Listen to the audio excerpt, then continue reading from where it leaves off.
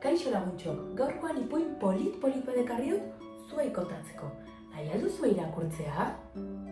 Bai? Horretarako gauza bat egin behar duzue. Momentu batez begiak itxi, arnasa sakon hartu, eta bota, belarriak piztu eta adi jarri eta haua isil mantendu. Hasiko gara eta.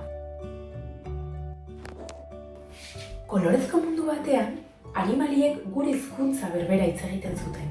Eta horrek esan nahi du urtxintxek baita ere. Eta ara, gure gaurko protagonistak urtxintxak izango dira.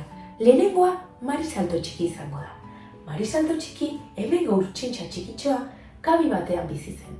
Kabi hau bere gurasoek sortu zuten, bai oihalak eta enborzatiak hartuta, horrela sortzen direlako kabiak. Eta kabi honen kokapena pinu altu baten gora-goran zegoen. Horregatik pistak ederrak eta galantak ziren. Marisalto txikiren gurasoak batzuetan ospa egiten zuten, alde egiten zuten. Eta horregatik Marisalto txiki bere ahizpa handienarekin gelditzen zen, Brinkoleta deitzen zena. Berak zaintzen baizio. Kasu horretan, uda zen eta udazelako jolasean ibiltzen ziren egunero. Hemendik ara, zuhaitzetik zuhaitzera, txoriak izutuz eta abar. Baina uda pasa eta gero, udazkena bueltatu zen. Eta horrekin batera, haizea eta hotza. Orduan, urtxintxek jolasteko gogoak kendu egin zitzaizkien. Eta beraiek kabian ordu asko pasatu behar izan zituzten. Goiz batean, haize zakar batek pinua astindu egin zuen. Hain sorte txarra edukiz, kabia zegoen adarra puskatu egin zela. Eta txirrista egiten zuten bitartean, urtxintxek horrela esan zion Marisalto txikit Brinkoletari. Zurea berrua! Hobeto lotu beharko zenuke kabia! Eta orduan, Brinkoletak erantzun egin zion. Nik uste nuen ondo lotu nuela, baina adarra puskatu da, ez dakit zergatik. Eta horrela jarraitu zuen. Oraintxe bertan konponduko dut, barkatu! Beste egun batean, ondo lotutako kabira igotzen ari zirela, Brinkoletak eskuan zeraman pinaburua irristatu eta pum! Marisalto txikiren burura erori egin zitzaion. Eta orduan Marisalto txikik esan zuen, ai! Hau mina, orain zure erruz buruko mina irukiko dut! Eta orduan Brinkoletak erantzun egin zion.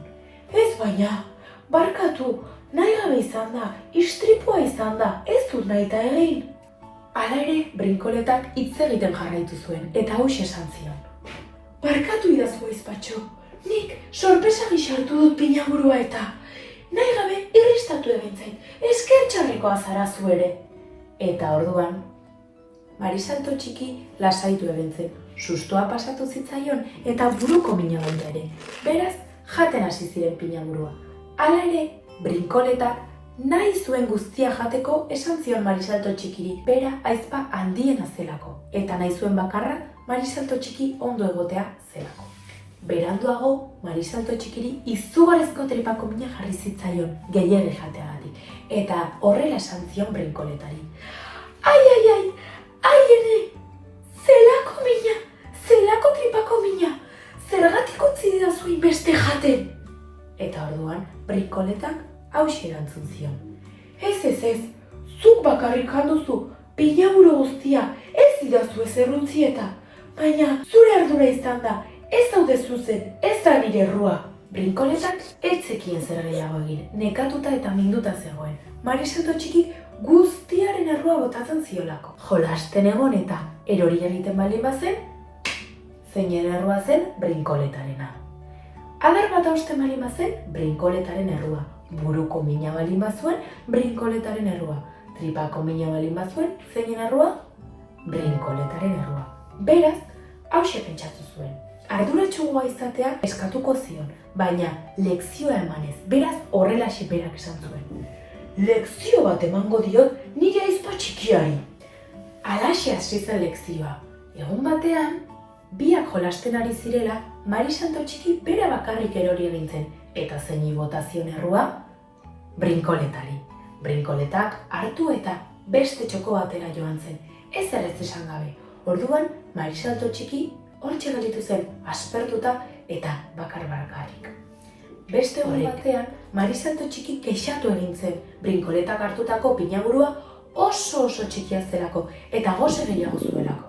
Eta berriro ere brinkoletak egin zuena izan zen, isilik beste alde batera joan, pinaburutxo bat hartu eta bera bakarrik jantzuen. Eta hortxe utzi zuen Marisalto txiki, gozez. Gau batean, Marisalto txiki esna egin zion brinkoletari, esanez bere zurrungaren ondorioz ezin zuela lorik egin. Orduan, brinkoletak egin zuena izan zen, isilik beste adar batera joan eta bertan egin zuen abi berria, lo egiteko. Gau hartan, Marisalto txiki triste sentitu zen, bakarrik zegoelako. Gainera, beldur ikaragarria ematen zion, zuhaitz altu eta handi hartan bakarrik egoteak eta gehiago dena lo egiteak. Aspertuta, gozetuta, tristatuta eta beldurtuta zegoen Marisalto txiki, eta hauxe bera pentsatu zuen. Arazo bat daukagu hemen, aizpa eta biok geroz eta urrunago gaude, eta orain ez dugu ondo pasatzen, esan zuen. Marisalto txiki azkenean konturatu zen bere aizpak denbora guztian zaildu egiten zuela, eta inoiz ez ziola eskertu, eta orduan pentsatu zuen. Oso nirekoia izan naiz, hau ez da justua, eta beraz, beldurtuta eta lotxatuta joan zen bere aizparengana, brinkoletarengana, ezkur handi bat hartu eta barkamen gisa eman zion. Barkatu idazu brinkoleta, asko sentitzen dut. Nola ez brinkoletak hain goxo eta ona izanez, barkatu egin zion Marisalto txikiri. Bere ezpatxo txikitxoa zen azken finean, baina hala ere, egun hartatik aurrera, Marisalto txiki bere esanen eta eginen ardura hartzen hasi zen. Orain berriro dabiltza, jolasean alde batetik bestera, gora eta bera, zuhaitzetik zuhaitzera, txorien atzetik eta ezkur eta pinaburu pilo bat jaten. Baina beti ere, biak batera. Eta laguntxok, hona arte iritsi da historia hau. Espero dut asko gustatu izana. Eta alabazan edo ez bazan, sar dadila kalabazan eta atera dedila dantzan. Non? Marisalto txiki eta brinkoletaren plazan. Eta gogoratu, esaten dugunaren eta egiten dugunaren ardura guk bakarrik daukagu, ez da besteen errua. Eta hona arte, agur!